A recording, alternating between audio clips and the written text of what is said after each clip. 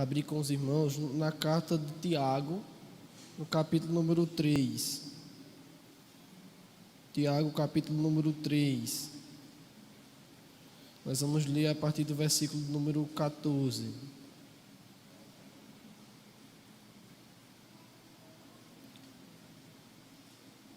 Ou melhor, versículo número 13.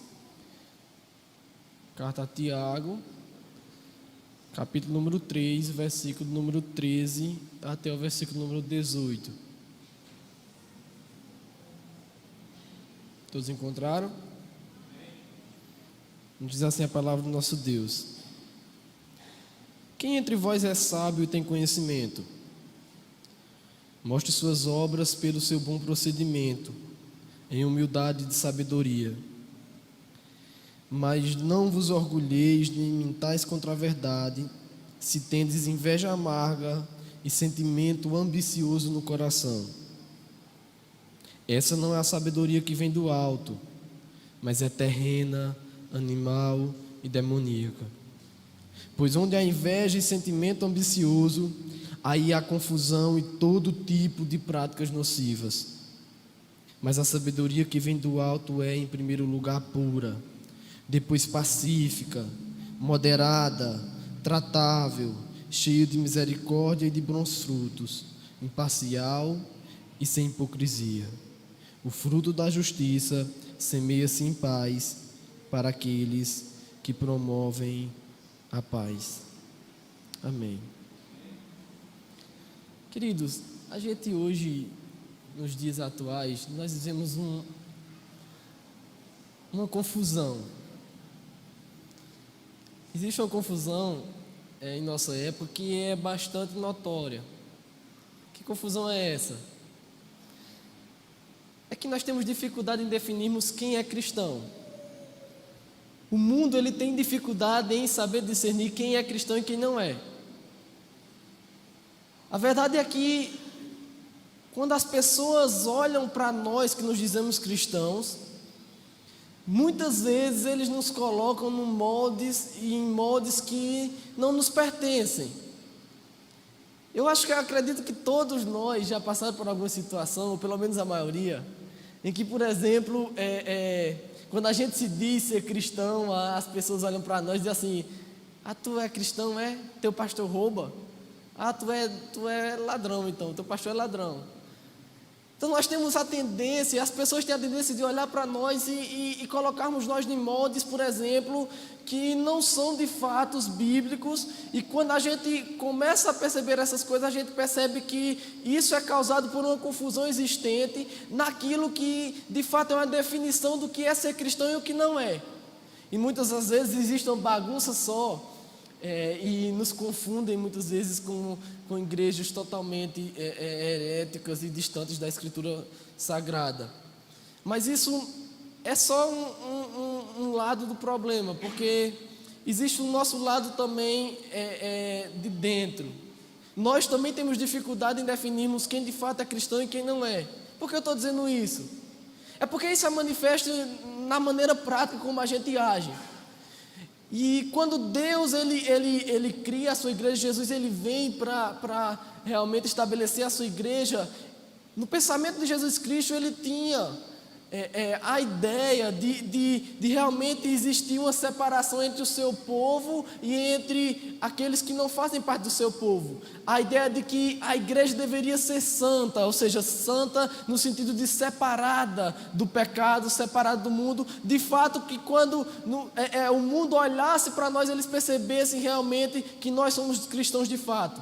Mas quando nós olhamos para os nossos dias, nós temos dificuldade em definir, até mesmo dentro das nossas igrejas, quem é cristão e quem não é. Por que eu estou dizendo isso? Porque existe uma dificuldade nossa em, por exemplo, questões de membresia. A gente não sabe definir quem deve entrar em nossa igreja, quem não deve, quem deve ser membro, quem não deve ser, quem é de fato cristão, quem não é. E tudo isso porque a gente muitas vezes não olha para as Escrituras. Então, quando existe essa dificuldade, essa confusão em nós definirmos quem é cristão, nós podemos correr o risco de cometer equívocos. E o principal equívoco que nós podemos correr é justamente nós definirmos o fato de nós sermos cristãos por algo que realmente a palavra de Deus não diz que nós somos. Nós podemos pensar que ser cristão é algo que na verdade não é. E a gente pode estar dizendo que ser cristão é uma coisa, quando pode ser que seja outra totalmente diferente. Então, se a gente não sabe definir, ou se existe essa confusão generalizada muitas vezes, para que a gente não possa definir quem de fato é cristão e quem não é, nós corremos o equívoco de pensar que muitas pessoas podem ser cristãos ou o contrário, quando elas de fato não são. Tudo isso nós podemos perceber em práticas do nosso dia a dia, porque tem muita gente que olha e diz assim: eu sou cristão, e por que tu é cristão? É porque agora, todo domingo à noite, eu tenho um compromisso, eu vou para a igreja. E elas pensam que ser cristão é somente ir para a igreja aos domingos à noite. Eu sou cristão, então agora eu vou me separar de tudo que é legal, né? Tem gente que diz assim: tu é crente agora, então tu vai deixar de aproveitar tudo. As pessoas olham para nós e dizem assim: olha, ser crente é ser chato, é não fazer nada, é ser uma pessoa careta. E quando nós olhamos para essas definições, nós podemos perceber que muito do que nós dizemos ser não condiz com aquilo que as Escrituras, de fato, elas nos mostram. Quando nós olhamos para essa ideia de que nós, como cristãos, parece que nós nos tornamos uma subcultura, ou seja, um subgrupo dentro de uma cultura maior, e como consequência disso, nós agora estamos fechados entre si numa espécie de clube social, de grupo social. Mas se existe essa confusão, como é que nós podemos definir o que é ser cristão? Como é de fato que nós podemos olhar e dizer assim: isso é ser cristão? Qual é o critério que nós estabelecemos para dizer que alguém é cristão ou que não é? Qual é o critério que Deus usa em sua palavra para Ele estabelecer que alguém é cristão ou que não é? Talvez essa seja a pergunta. Então, para que a gente entenda, nós precisamos olhar para o próprio Jesus Cristo, quando Ele vem implantar o reino dele aqui nesta terra. E Jesus, ele vem justamente para isso. E ele deixa claro que ele vem para implantar o seu reino, o reino de Deus aqui nessa terra. E como consequência, ele vem para trazer súditos para o seu reino. Ou seja, ele nos convoca e nos chama para ser participantes do seu reino como seus súditos. E a questão aqui é justamente que o próprio Jesus, ele define o padrão. Ele que define o critério pelo qual alguém pode dizer que faz parte do reino ou que não faz parte do reino, de que alguém é cristão ou de que alguém não é cristão. E esse critério nós podemos perceber, por exemplo, quando Jesus ele chega para Nicodemos. Ele diz: olha, Nicodemos, na verdade eu te digo que aquele que não nascer de novo não pode ver o reino de Deus, ou seja, não pode ser participante do reino de Deus. Então Jesus ele dá uma definição para quem deve ser participante do reino. E ele diz o seguinte: você precisa nascer de novo. O novo nascimento é de fato aquilo que define quem é cristão e quem não é. Aqui é a prova de que nós somos salvos, de que nós somos discípulos verdadeiros de Jesus. Jesus, ele necessariamente disse que para que nós sejamos participantes do seu reino, nós precisamos ter uma nova natureza. Uma natureza agora que não procede da carne, não é a nossa natureza pecaminosa, mas procede do Espírito Santo, que gera nova vida e dá um novo coração em nós, de modo que nós passamos agora a desejar a Deus, a desejar as coisas de Deus. Então, nesse sentido, ser cristão é ter um novo coração. É o ato do Espírito de Deus tirando o nosso coração de pedra e colocando o coração de carne. E daí nós passamos então a ter novos desejos. Nós passamos então a ter novos afetos. E nós passamos a ter uma nova inclinação do coração. Nós passamos então a ter desejos diferentes do que outrora nós tínhamos. Porque nascer de novo, muito mais do que fazer alguma coisa, é ter seu coração transformado. E quando o seu coração é transformado, isso é manifesto em nossas vidas. Mas o novo nascimento consiste essencialmente na criação de Deus em nosso próprio ser, na criação dele, de novos desejos em nós, de novas inclinações do nosso coração, de novos afetos que antes nós não tínhamos. E quando nós olhamos para isso, nós podemos olhar para o contexto da carta que Tiago está falando aqui, do texto que nós lemos. Tiago, ele tem o interesse de mostrar justamente que se alguém de fato é cristão, ele precisa evidenciar isso por meio de sua vida. E é aí que se insere aquele velho dilema que Tiago vai falar, por exemplo, no capítulo 2, de que fé sem obras é morta. Ou seja, não que as obras salvam, mas as obras evidenciam que nós somos salvos, que nós temos uma nova natureza, que agora nós passamos a seguir Jesus Cristo como discípulos seus. E nesse contexto aqui Tiago está escrevendo, e ele está querendo mostrar que se alguém realmente é cristão, ele precisa evidenciar isso.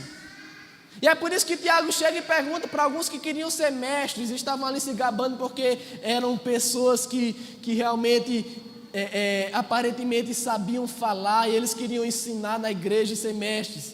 Então Tiago olha para isso e diz assim: olha, quem dentre vós é sábio? Ele faz a pergunta. E ele mesmo vai dizer que mostre pelo seu proceder em humildade e sabedoria. O que Tiago está querendo mostrar é o seguinte: olha, quem é de vocês que está dizendo salvo? Quem é de vocês que está dizendo que é sábio? Então mostre que você é salvo. Mostre que você realmente tem sabedoria, a sabedoria que vem do alto. E aqui nós vamos olhar para o termo de sabedoria, e nós precisamos entender que sabedoria nas escrituras, na mentalidade judaico-cristã, não é nada mais, nada menos do que vida prática. Porque nós temos a tendência de pensar que sabedoria é conhecimento, é informação. Mas sabedoria, aqui, quando o Tiago está escrevendo, não é nada mais, nada menos do que modo de vida. É estilo de vida. Sabedoria é a aplicação da verdade na nossa vida prática. Ou seja, uma pessoa ela é tida como sábia, não tanto pelo que ela conhece, mas tanto pelo que ela aplica o conhecimento que ela tem em sua vida prática. Tiago está querendo mostrar que uma pessoa que é sábia não é aquela que tem conhecimento. Porque é muito possível que tenham pessoas que tenham conhecimento, mas que não passam de insensatas e de tolas. Não necessariamente aquele que não tem um conhecimento intelectual, um conhecimento acadêmico, um conhecimento cognitivo, ele vai se caracterizar como uma pessoa que tem falta de sabedoria. Mas a sabedoria aqui que Tiago está expondo é a sabedoria que se transporta para a vida prática, que muda o nosso modo de agir, que muda a nossa própria vida e nos faz pessoas que aplicam as verdades da palavra de Deus em nossa vida cotidiana. E aí Tiago vai falar sobre dois tipos de sabedoria, e ele vai contrastar essa sabedoria. É a sabedoria que vem do alto e a sabedoria terrena. E essas duas sabedorias estão em contrastes aqui. Elas estão nitidamente em oposição, e Tiago vai mostrar isso. Existe um poema, e eu gosto muito desse poema, e eu queria ler aqui para vocês. É um poema do pastor Davi Charles Gomes, falando sobre a sabedoria terrena do alto. E ele diz o seguinte, ouça bem: tolice, amargura e ressentimento eu conheço bem. Não vem do alto, é coisa terrena, animal e demoníaca. Cria inveja, é cheia de mentira, confunde a alma. Eu sei o que é a burrice que amarga o coração imundo. Eu já vi a dor da alma que briga com Deus e o mundo, mesmo quanto imita doçura. Já senti a vergonha de não ser razoável, e sei como causei dor quando faltei com a ternura. Iracundo, implacável e mau, na hipocrisia da minha parcialidade, já experimentei o que é semear injustiça nos campos minados dos meus conflitos. Mas a sabedoria é diferente, sempre pura, pacífica e meiga, razoável, cheia de misericórdia, com frutos doces, acolhedora, sem fingimento, terreno de paz, onde brotam as sementes da justiça. Essa eu só conheci quando pedi a Deus, e Ele do alto a enviou. Se nós formos sinceros o suficiente, nós vamos nos identificar principalmente com a primeira parte. Porque parece que nosso proceder é justamente o que esse poema está nos mostrando. Pessoas que muitas vezes, pela maldade do próprio coração, são egoístas, amarguradas, ressentidas, iradas e cheias de orgulho no coração. E Tiago vai falar que essa sabedoria não é a sabedoria de um cristão. Essa sabedoria não é a sabedoria de um discípulo de Jesus. Essa sabedoria é a sabedoria terrena. Essa sabedoria, ela é caracterizada pelo pensamento mundano. E o foco dessa sabedoria não é nada mais, nada menos do que orgulho e egoísmo. É por isso que Tiago olha para o texto e diz assim: olha, vocês não podem dizer que vocês são sábios, que vocês têm aplicado realmente as verdades da palavra de Deus, se dentre vocês existe inveja amarga e sentimento ambicioso. Tiago descreve essas duas características. Então, a inveja amarga aqui é caracterizada justamente por uma ambição ligada à cobiça por posição e status. E era o que estava caracterizando ali. Muitos querendo viver por status e posição, então eles tinham inveja do outro, eles não reconheciam os bens que Deus dava aos outros e tinham inveja que trazia amargura para o seu coração. Mas não somente isso, existia um sentimento faccioso ali e um sentimento ambicioso, e Tiago está mostrando que se existe sentimento ambicioso, não existe sabedoria do alto. E aqui, sentimento faccioso nada mais é do que a inclinação para usar meios indignos para promover os próprios interesses. E é por isso que Tiago vai olhar e vai caracterizar dizendo o seguinte: essa sabedoria, ela é terrena, ou seja, ela vem primeiramente do mundo, desse sistema mundano que opera aí e que faz com que o diabo haja por meio dele. Mas ele vai continuar dizendo assim: ela não é somente mundana, mas ela é animal. Ou seja, ela procede da nossa própria natureza pecaminosa, do nosso próprio coração malvado. E por fim ela é diabólica, porque ela procede do diabo, e o diabo realmente é o pai de toda sabedoria mundana. Mas aí Tiago vai mostrar que o fundamento dessa sabedoria é somente orgulho e egoísmo. Eu particularmente, quando eu estava lendo esse texto, há algum tempo atrás, eu ri porque eu lembrei de mim mesmo e de meus irmãos, sabe? No afã do nosso orgulho e do nosso egoísmo, a gente olha para a nossa mãe e diz assim, quando ela está se dedicando demais aos outros: não está bom da senhora parar não. Mas é aí que se caracteriza a sabedoria do mundo e a terrena. A sabedoria do mundo, ela só pensa em si mesmo, ela quer viver para ganhar a vida, e como consequência disso ela vai perder a vida, porque quem quer ganhar a vida, ele perde.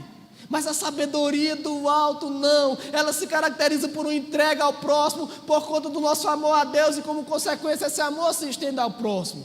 Então o fundamento da sabedoria terrena nada mais é do que orgulho e do que egoísmo.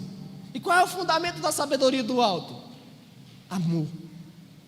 Amor e graça, que provém da fonte maior, do nosso Pai Celestial. E Tiago vai mostrar isso. E Tiago vai dizer que a sabedoria do alto, ela é primeiramente pura, ou seja, ela tem pureza de propósito, ela expõe com clareza a realidade, ela faz com que a gente enxergue as coisas como elas são, não de modo contaminado pelo pecado.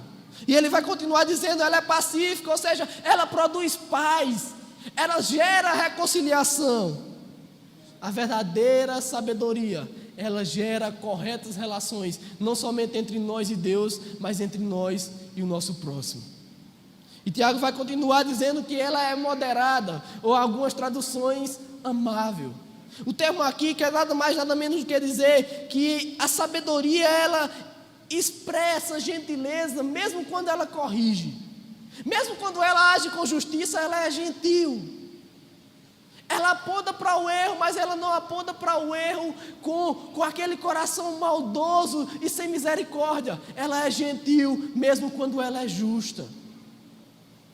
Ela é tratável. E aqui o termo mais aproximado talvez seja corrigível, disposto a sempre aprender, disposto a sempre estar aberto para aprender mais. Você já parou para pensar que a pessoa que é orgulhosa, ela pensa que sabe tudo, e ela não quer mais aprender nada, porque ela julga que já sabe de tudo? Mas essa característica é da sabedoria terrena. A sabedoria de Deus, ela é tratável. Ela sempre está aberta para o aprendizado, para a correção. Ela não se incomoda quando é repreendida, porque ela sabe que isso vai gerar crescimento. E por fim, ela é cheia de misericórdia e de bons frutos. Ou seja, a sabedoria que vem do alto, ela expressa compaixão pelo próximo e ela gera resultados bons. E aí o que Paulo vai falar, ele vai mostrar justamente os dois resultados que provêm tanto da sabedoria humana como da sabedoria do alto. O primeiro resultado é que Paulo vai dizer lá nos versículos anteriores, quando ele diz assim: olha, a sabedoria terrena, ela só procede e só produz todo tipo de confusão. Tudo fica desordenado porque o nosso coração mau está no controle de tudo e, como consequência, passa a agir da forma como nós queremos. Mas a sabedoria do alto não. A sabedoria do alto, ela gera ordem, ela gera resultados bons, ela é satisfatória, porque no final das contas, ela realmente é a sabedoria que procede daquele que realmente é sábio. Então, quando nós olhamos para isso, nós podemos perceber que se nós somos cristãos de fato, Tiago está querendo mostrar que nós precisamos mostrar isso em prática por meio do nosso viver sábio, por meio do nosso viver cheio da sabedoria do alto. E como consequência disso, nós não podemos esquecer de uma coisa: acima de tudo, a sabedoria do alto, ela é uma pessoa, ela é Jesus Cristo. Quanto mais próximos nós estamos de Jesus, mais sábios nós nos tornamos. E nesse sentido, a sabedoria, ela é cultivada. Não é assim adquirida e pronta: eu sou sábio hoje, então eu vou ficar sendo sábio para a vida inteira. Não, a sabedoria, ela é algo cultivado dia a dia. E à medida que nós nos aproximamos de Jesus, nós nos tornamos mais sábios. À medida que nós olhamos para o nosso modelo maior, que é Jesus Cristo, nós nos tornamos pessoas que se parecem mais com Ele, e como consequência nós nos tornamos pessoas que realmente agradam mais a Deus. A sabedoria do alto, ela tem realmente uma personificação, e isso se chama Jesus Cristo. A palavra de Deus nos diz lá em Colossenses que em Cristo Jesus, o mistério de Deus, estão escondidos todos os tesouros da sabedoria. Cristo Jesus, Ele é nossa sabedoria, e se nós realmente queremos nos tornar pessoas sábias, nós precisamos olhar para Ele como um modelo maior, nós precisamos olhar para Ele e realmente seguir os seus passos, e nos afastarmos da estupidez que realmente permeia todas as nossas ações. Por fim, nós precisamos entender que o diferencial nosso como comunidade, como igreja de Deus, nada mais é do que mostrar a sabedoria divina por meio de nossas ações. Foi o que Jesus disse lá em João. Ele diz assim: olha, um novo mandamento eu vos dou, que vos ameis uns aos outros, e nisto conhecerão que sois os meus discípulos, quando vocês amardes uns aos outros. O mundo precisa ver, e ele verá a diferença e a sabedoria divina em nós, como igreja, como uma comunidade organizacional, quando nós amarmos uns aos outros, porque o amor é contra-intuitivo à natureza humana. Nesse sentido, nós como igreja precisamos demonstrar para o mundo, por meio da nossa relação de unidade e de amor, suportando uns aos outros, para que a gente possa realmente demonstrar para o mundo e testemunhar da glória de Cristo, para que eles entendam que realmente nós temos a sabedoria do alto. E por fim, talvez como eu, exista alguns de vocês que ao olhar para o que o Tiago está descrevendo aqui, ele possa realmente se caracterizar como uma pessoa tola, insensata, estúpida, em tantos e tantos momentos. E talvez se nós olharmos para as nossas ações, nós fiquemos frustrados, porque nós podemos olhar e dizer assim: olha, eu não tenho a sabedoria divina, e agora eu sou um tolo, e eu me descobri que sou tolo. Mas aí não é o final. O Evangelho de Jesus Cristo nos mostra uma saída. E Tiago vai falar disso lá no capítulo 1, dizendo o seguinte: olha, se algum de vocês tem falta de sabedoria, peça a Deus e Ele dará. Se nós quisermos ser pessoas mais amorosas, que realmente mostram Cristo em nossas ações, nós precisamos primeiramente reconhecer o nosso coração mau, a tolice, a burrice, a insensatez do nosso coração que sempre está se desviando de Deus, que sempre está vivendo em orgulho e egoísmo. Mas isso não para por aí, porque se nós realmente desejamos a sabedoria do alto e reconhecemos que nós precisamos dela, nós podemos clamar a Deus por sabedoria. E sabedoria é proceder com amor. É vida que se manifesta em ações. Por isso, o Evangelho ele nos traz uma esperança, mesmo para pessoas tolas como nós. Ele nos mostra que existe uma saída. É nós clamarmos a Deus, pedirmos misericórdias pela tolice e insensatez de nossas ações muitas vezes, e pedir para que Ele nos conceda a sabedoria do alto, que é boa e que realmente agrada ao nosso Pai. Eu gostaria de encerrar com algumas implicações de tudo isso que eu tenho falado. E a primeira implicação de tudo isso é que nós precisamos realmente identificar qual áreas de nossa vida nós temos realmente sido faltosos na sabedoria do alto. Que áreas de nossas vidas que nós possamos refletir e realmente analisar, para que a gente entenda e perceba quais são as áreas que nós muitas vezes temos sido tolos e estúpidos e não temos demonstrado a sabedoria do alto. Em segundo lugar, no momento de nós também, após isso, reconhecermos as nossas faltas e chorarmos pela tolice do nosso próprio coração mau.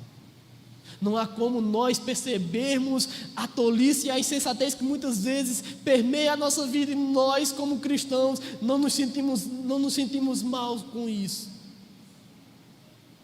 E por fim, nós precisamos clamar a Deus para que Ele, em sua misericórdia e graça, Ele nos conceda a sabedoria do alto, a única que realmente é sabedoria. Porque nós pensamos muitas vezes que a sabedoria é aquela do mundo, aquela que olha somente para si, que busca somente os próprios interesses, que olha somente para o próprio coração.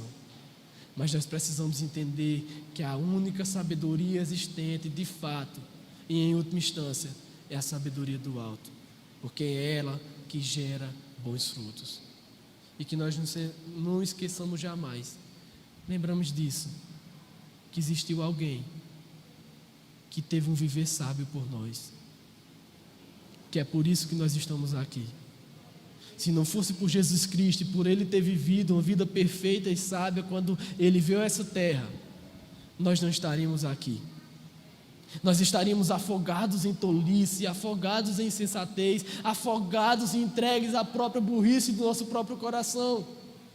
Mas é porque Jesus Cristo veio a esse mundo e morreu pelos nossos pecados e viveu vida perfeita em obediência e sabedoria diante do Pai, que nós podemos ter esperança, que nós podemos realmente ter confiança de que nós não permaneceremos na nossa tolice, mas aquele que começou a boa obra, Ele vai continuar até o fim.